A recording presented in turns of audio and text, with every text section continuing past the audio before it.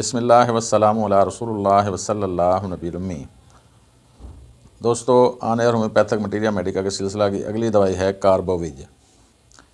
کاربوویج وقت نزاع کے عالم کی دوائی ہے جس میں جسم ٹھنڈا ہو جائے، بے ہوشی ہو، نزاع کا عالم ہو، بلڈ پریشر گرا ہوا ہو، سانس ٹھنڈی، دل رکتا ہوا محسوس ہو، تھوڑی سی بھی ہوش اگر آئے تو مریض کہے گا کہ پنکھا کرواؤ، پنکھا ادھر کو کر دو، پنکھا چلاؤ یا پنکھا جھلاؤ۔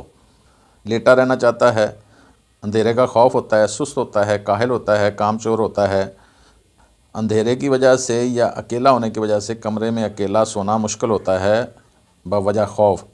پیٹ میں گیس عام طور پر اس کا خاص سمٹم ہے، اس میں ڈکاریں آتی ہیں، دباؤ سینے کی طرف ہوا کا ہوتا ہے۔ ڈکار آنے سے کچھ ریلیف ملتا ہے، اگر ڈکار آنے سے ریلیف نہ ملے، جیسے کہ ہم پیچھے بتا کر آئے ہیں کہ ایسا فٹیڈا پھر دوائی ہوتی ہے۔ کم درجہ حرارت والے ٹائیفائڈ نما بخاروں کی اچھی دوائی ہے۔ اندرونی طور پر گرمی محسوس ہوتی ہے اور بیرونی طور پر چھونے سے جسم ٹھنڈا محسوس ہوتا ہے۔ آواز کی خرابی اور کالی کھانسی کی بڑی اچھی دوائی ہے۔ دمہ نما، سانس کی رکاوٹ، کالی کھانسی اور آواز کی خرابی والی کھانسی یا دمہ۔ دودھ گوشت سے نفرت کرنے لگ جاتا ہے، عام طور پر یہ مریض دودھ اور گوشت نہیں کھانا چاہتے۔ مکد کی خارش کی بھی بڑی اچھی دوائی ہے۔ عام طور پر خروج مکد کے لیے بھی یہ بڑا اچھا کام کرتی ہے۔